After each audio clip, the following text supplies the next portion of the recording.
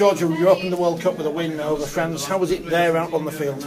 Yeah, no, it was good. We definitely blew out some cobwebs, which we knew was coming. France was a very physical team from what we'd seen in the past, and they definitely brought that physicality today. So it was a nice arm wrestle in the middle, and then I think as the game went on and we found our feet and we found some patience, we saw some joys, but we just want to have more of those moments going forward. It took a while to get the scoring going. Was it 25 minutes or so into the game? Yeah. Any nerves at that point because of that?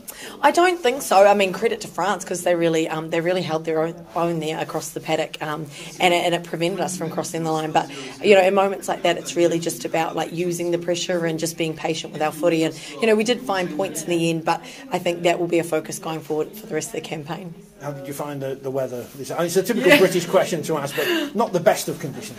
Well, coming from New Zealand, we do have moments like that back home, but we were kind of tossing up in the sheds whether we wear skins or not, depending how cold it was going to be. But no, it was pretty good, and it just kind of made us want to be on the paddock and playing more minutes to keep warm.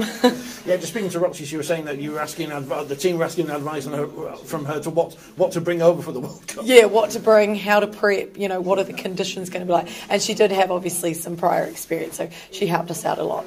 It's not always like this, I can promise you. First game of the tournament done, then you've got two more big games in the group against Cook Islands and Australia. How do you feel today's game will help you going into those next two?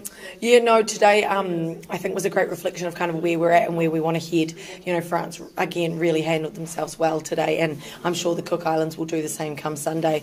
And, having played back home, we do come in close contests with the Gillaroos quite frequently, so we do know the style of footy that they like to play. So I think it's just stepping stones. We're here for, obviously, the big picture at the end of the campaign, but, I think it's just game by game and making sure the focuses are more internal for us. Obviously, you're hoping to make the semi-finals, and you've got the first win on the board now.